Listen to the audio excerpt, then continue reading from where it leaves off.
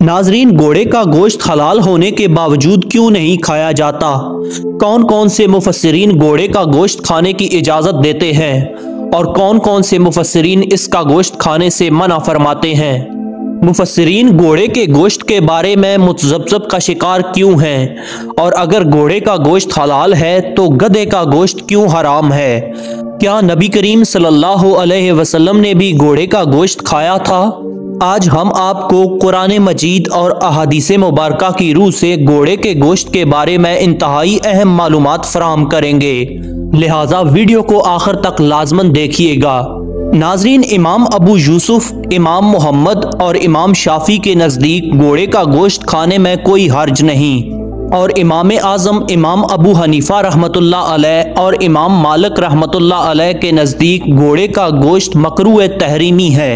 جن علماء نے گھوڑے کا گوشت کھانا جائز قرار دیا، ان کے نزدیک بخاری شریف اور مسلم شریف کی احادیث مبارکہ ہیں، جیسا کہ حضرت جابر رضی اللہ تعالی عنہ بیان کرتے ہیں کہ نبی کریم صلی اللہ علیہ وسلم نے غزوہ خیبر کے دن گدھے کا گوشت کھانے سے منع کیا اور گھوڑے کے گوشت کھانے میں اجازت دی۔ اسی طرح حضرت اسماء بن ابو بکر رضی اللہ تعالی عنہ بیان کرتی ہیں کہ ہم نے نبی کریم صلی اللہ علیہ وسلم کے دور میں گھوڑے کو ذبح کیا اور اس کا گوشت کھایا۔ اس حدیث مبارکہ سے ثابت ہوتا ہے کہ نبی کریم صلی اللہ علیہ وسلم نے خود بھی گھوڑے کا گوشت کھایا ہے۔ اسی طرح حضرت جابر رضی اللہ تعالی عنہ بیان کرتے ہیں کہ ہم رسول اللہ صلی اللہ علیہ وسلم کے ساتھ سفر کیا کرتے اور گھوڑے کا گوشت کھاتے تھے۔ اسی طرح جو علماء گھوڑے کے گوشت کو ناجائز قرار دیتے ہیں، ان کے نزدیک ابو داؤد شریف اور نسائی شریف کی احادیثیں ہیں اور قرآن مجید کی آیات بھی پیش کرتے ہیں، جیسا کہ قرآن مجید میں اللہ تعالیٰ نے ارشاد فرمایا، اور گھوڑے اور خچر اور گدھے اس لیے ہیں تاکہ تم اس پر سواری کرو اور زینت کے لیے ہیں۔ ان علماء کا کہنا ہے کہ اس آیت میں گھوڑے، خچر اور گدھے کے کھانے کا ذکر نہیں کیا گیا، بلکہ یہ سواری کے لیے اور زینت کے لیے ہیں۔ اسی طرح حضرت خالد بن ولید رضی اللہ تعالی عنہ سے مروی ہے کہ رسول اللہ صلی اللہ علیہ وسلم نے گھوڑے، خچر اور گدھے کے گوشت کھانے سے منع فرمایا ہے، جبکہ بعض علماء اس حدیث کو ضعیف قرار دیتے ہیں۔ حضرت انس ابن مالک رضی اللہ تعالی عنہ فرماتے ہیں کہ ہم نے رسول اللہ صلی اللہ علیہ وسلم کے دور میں گھوڑے کا گوشت کھایا۔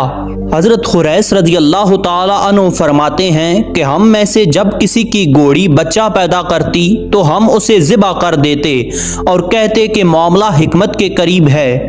جب یہ خبر حضرت عمر فاروق رضی اللہ تعالی عنہ تک پہنچی تو انہوں نے ہمیں حکم لکھ کر بھیجا کہ ایسا مت کرو، اس معاملے میں نرمی و تاخیر ہے۔ ان دو حدیثوں سے وہ ائمہ استدلال کرتے ہیں جو گھوڑے کے گوشت کھانے کو جائز قرار دیتے ہیں کہ صحابہ کرام گھوڑا کھانے کے لیے ذبح کیا کرتے تھے۔ ناظرین، حلال قرار دینے والوں کی دلیل ظاہری لین دین ہے کہ بازاروں میں گھوڑے کا گوشت بغیر کسی اختلاف و انکار کے فروخت ہوتا ہے، اور اس لیے کہ گھوڑے کا جوٹھا مطلقاً پاک ہے اور اس کا پیشاب ان جانوروں کے پیشاب کے حکم میں آتا ہے جن کا گوشت کھایا جاتا ہے، لہٰذا اس کا گوشت بھی انہی کے گوشت کی طرح پاک ہے، یعنی حلال ہے۔ اس سے ہمیں معلوم ہو گیا کہ گھوڑے کا گوشت بھی دوسرے حلال جانوروں کی طرح کھایا جائے گا، اگرچہ اس میں ممانعت آئی ہے۔ اس کی وجہ یہ ہے کہ عربوں کے ہاں گھوڑوں کی تعداد بہت کم تھی اور جنگوں میں بطور سامان حرب یعنی اسلحہ گھوڑوں کی بہت زیادہ ضرورت تھی،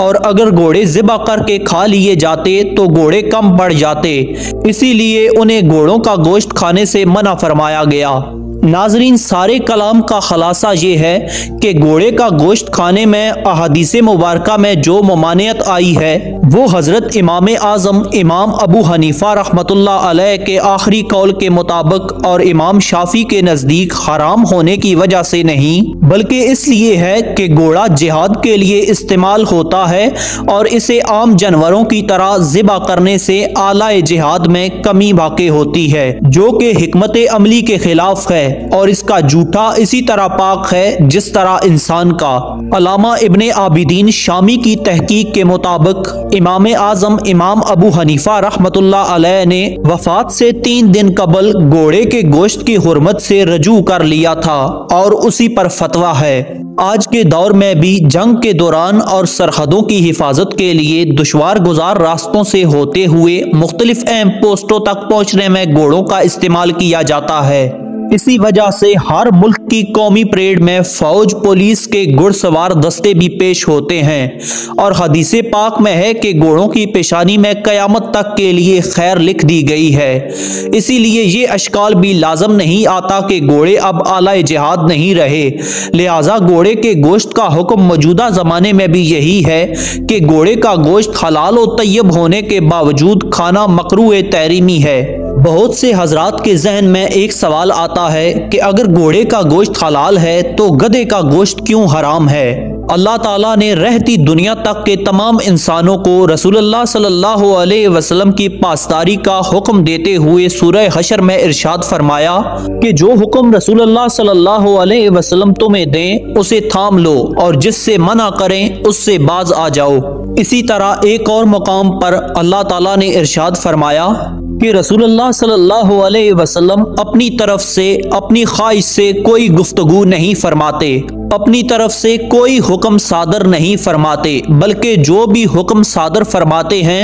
وہ وحی الہی کی بنا پر ہی ارشاد فرماتے ہیں۔ لہٰذا گدھے کا گوشت حرام اور گھوڑے کا گوشت حلال ہونے کی یہی وجہ ہے کہ آپ صلی اللہ علیہ وسلم نے غزوہ خیبر کے دن اللہ تعالیٰ کے حکم سے گدھے کے گوشت کو حرام قرار دیا تھا اور گھوڑے کا گوشت کھانے کی اجازت دی تھی۔ لہٰذا مسلمان کی شان یہی ہے کہ بغیر کسی لاجک و تحقیق کے اللہ کے نبی صلی اللہ علیہ وسلم کے حکم کے آگے سر تسلیم خم کر لے۔ ناظرین، ترکی میں لوگ گھوڑے کا گوشت کھاتے ہیں، اسی طرح عرب کے کچھ علاقوں میں بھی گھوڑے کا گوشت کھایا جاتا ہے، اور وہ اسی بنا پر گھوڑے کا گوشت کھاتے ہیں کہ کچھ فقہا کے نزدیک گھوڑے کا گوشت کھانے کی اجازت ہے، مگر احناف کے نزدیک گھوڑے کا گوشت مکروہ تحریمی ہے۔ یعنی جو لوگ امام اعظم امام ابو حنیفہ رحمۃ اللہ علیہ کے مقلد ہیں وہ گھوڑے کے گوشت کو مکروہ تحریمی سمجھتے ہیں۔